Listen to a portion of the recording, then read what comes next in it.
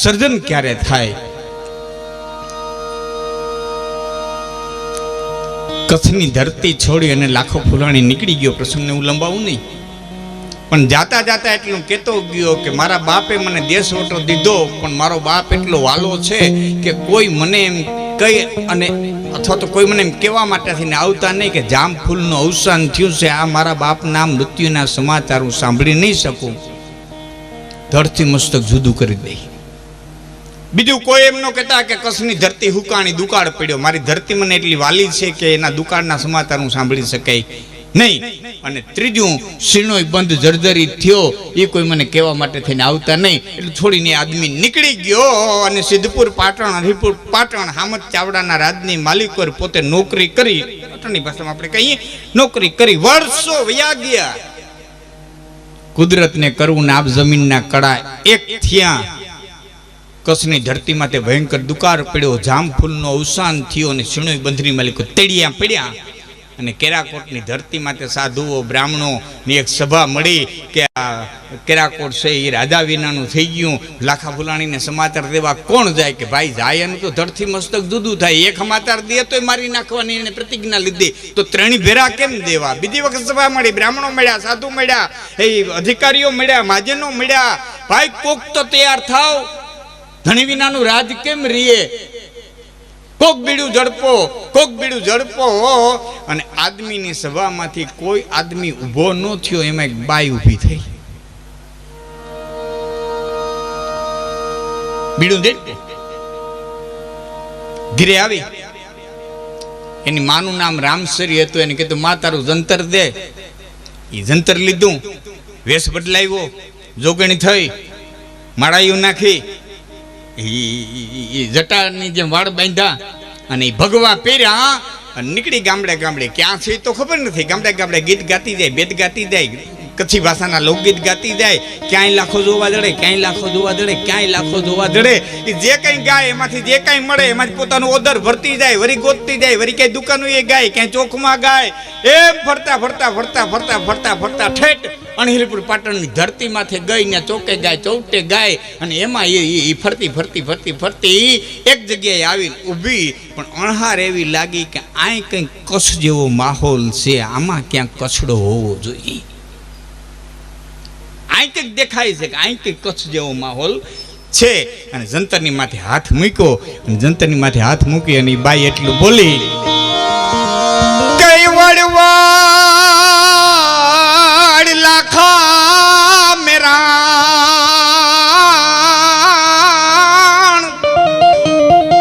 તું વિણ કાછો કુવાયો.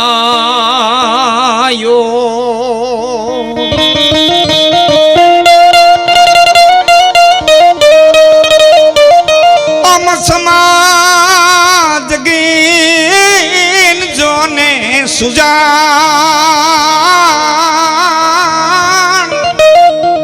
से माड़ू ये पेयो ई मामलो.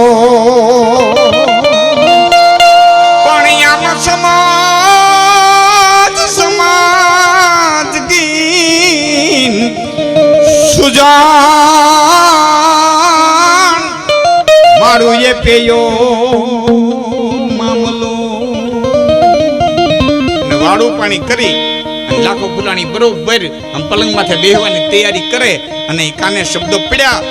કેટલાય વર્ષો થયા પોતાની જન્મભૂમિકાની ભાષા, મીઠુડી ભાષા સાંભળી નહોતી. અરે હાય હાય હાય હાય હાય હાય, મારી કચ્છની ભાષા, મારી મીઠુડી ભાષા, મારી માતૃભૂમિકાની ભાષા આ કોણ સંભળાવે? કોણ આવા કરુણ રાગની માલિકો ગાય? એ દોડિયાને ઝરૂખે આવ્યો અને ડાયડમરીની નજર પડી. લાખાને દેખો ને ભાઈ જંતરમાંથી હાથ મૂક્યો. જેને ગોતવા હાટું થઈને જોગણી થઈ આવ્યો, જેને ગોતવા હાટું થઈને હું વાદણી થઈ આવ્યો, જેને ગોતવા હાટું થઈને હું ગામડે ગામડે રખડી એ આવ્યો. અને જંતરમાંથી હાથ મૂક્યો ને પછી જે શબ્દો નીકળી ગયા, કઈ પઠી માથે ધાણ ફૂલ પસાન વાળીએ પણિયામાં બયરે તાના તા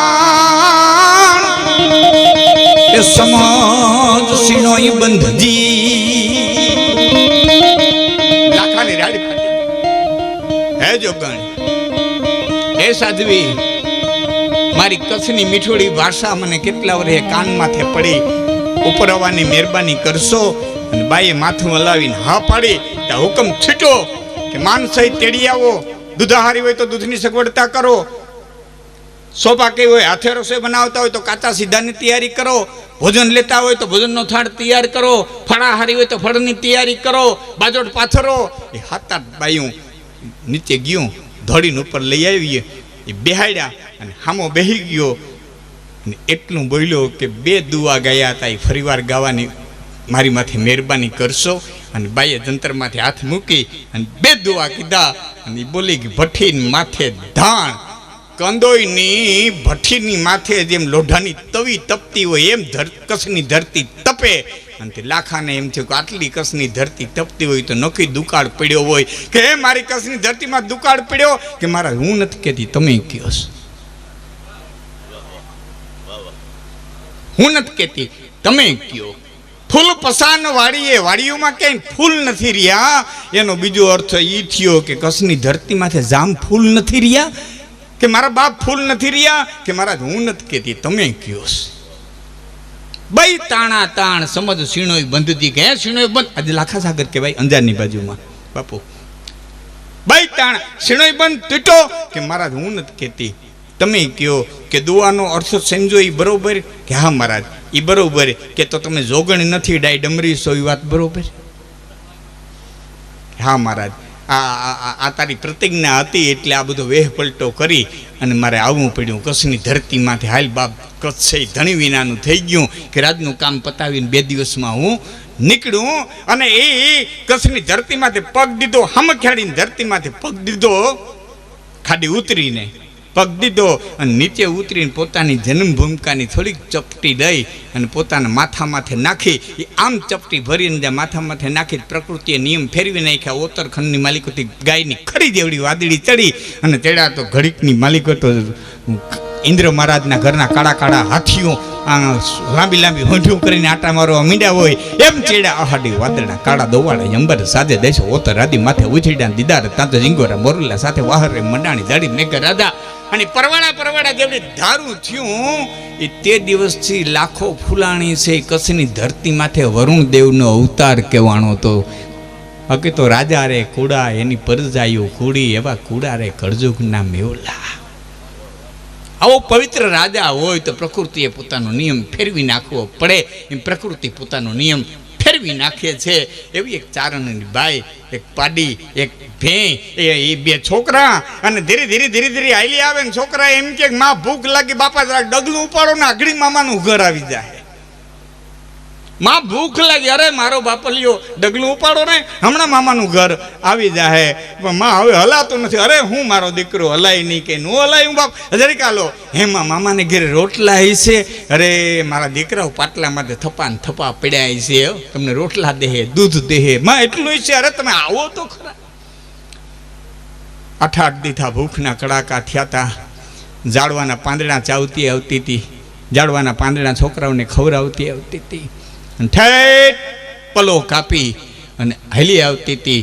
એ રોંઢાનું ટાણું થયું ને એમાં ઘોડે હવાર હામો જડ્યો ને એટલું પૂછ્યું, બેન ક્યાંથી આવો? કે બાપ કચ્છમાંથી આવું છું. આમ ક્યાં જવું છે? કે મારો એક ભાઈ અહીંયા છે એને ત્યાં જવું છે. કે કોણ તારો ભાઈ? કે બાપ બહુ આમ એનો ચહેરો મોડો તો બહુ યાદ નથી રહ્યો, પણ આ દેહમાં દુકાળ પીડ્યો તો ત્યાં કચ્છમાં વરતવા આવ્યા હતા અને અમારા નેહડા પાસે હતા. અને તેથી એમ કીધું તું કામ પડે તેથી આવજે. એવો મારો ભાઈ છે ને રેહમિયો ભેડા અટકનો આયર છે ને એને ઘીરે જવું છે. હામાવાળો વ્યક્તિ પોતે જ રેહમિયો ભેડો હતો પણ પેટમાં પ્રાપે પ્રવેશ કર્યો કે આ દુકાળ, આ બાઈ, આ છોકરા, આ ભેં, આ પાડી અને કેમ નભાવવા. એટલે એટલું બોલ્યો, બેન બહુ મોડી પડી, બહુ મોડી પડી. કે કેમ? કે રેહમિયો ભેડો તો ગુજરી ગયો ને એને વર્ષે સમાહી વારી લીધી છે. આ મોતના સમાચાર બાઈના હૈયા માથે પીડ્યા અને બાઈ મોટાની માથે તારણની દીકરીએ એ ઓરણાનો છેડો મૂક્યો અને હૈયાની માલિકો જે શબ્દો નીકળી ગયા કે હે ભેડા, કઈ ભેડા ભાંગી ડાળ અમે જેને આધારે ઉભતા મારા કરમ થી જા કફાત અતોરડાન રેશમીએ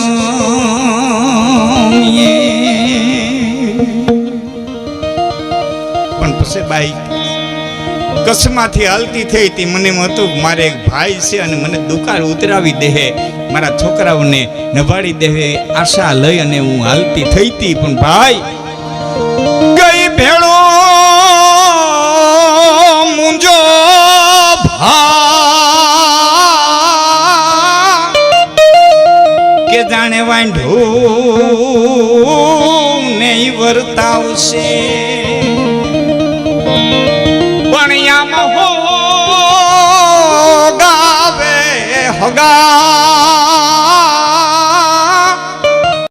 મને પંથ બધોય માથે પડ્યો ઓગાવનો પલો મને પંથ બધોય માથે પડ્યો મરહ્યા તો ઘણા છે પતવામાં સમયની મર્યાદામાં કહું તો એ બાઈ જેમ જેમ મરહ્યા બોલતી ગઈ ને એમ ઘોડે હવાની ઘોડી છે ને એ ડાબલાથી પથ્થરની થતી ગઈ પ્રકૃતિએ નિયમ ફેરવી નાખ્યો એ ઘોડી પાણાની થઈ આદમી ચેમકો રાડી નાખે હે બેન બસ કર મારી ભૂલ થઈ હું રેશમિયો ભેળો તે બાઈ એકલું બોલી ભેળા હવે ના શબ્દ સાંભળો હવે કે હું ચારણની દીકરી સાંભળી લે ભાઈ તમારી આંખ અમૃત હો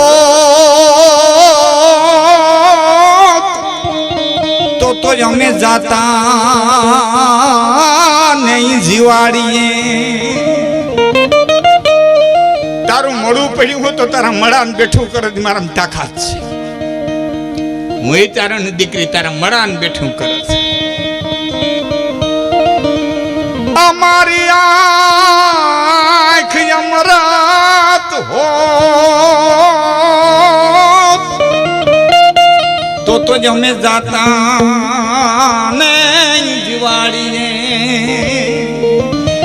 પણ હવે જરવા માંડ્યા ઝેર બધોય રસ ગયો રેશમિયા ભેડા ભેડાએ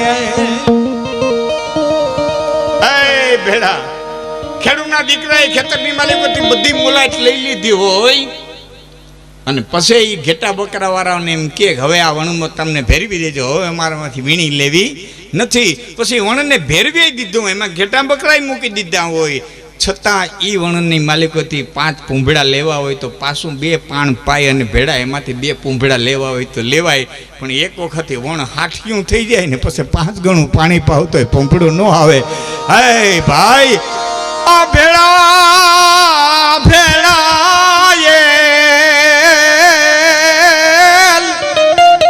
અમે વીણેલ વણું ને વાડીએ બણિયામાં હાઠી હુકાતે બધોય રસ ગયો રેશમિયા પણિયામાં હાઠી હાઠી જોને હુકા તે બધોય રસ ગયો રેશમિયા તઈ આદમી એટલું બોલ્યો કે તો હવે એક મારી માથે દયા કરી ઘોડી પાણાની થઈ હું પાણાનો ન થાઉં ત્યાં સુધી તારા મરહિયા બંધ કરતી નહીં નકરા ભાર લઈને હવે હું જીવી નહીં શકું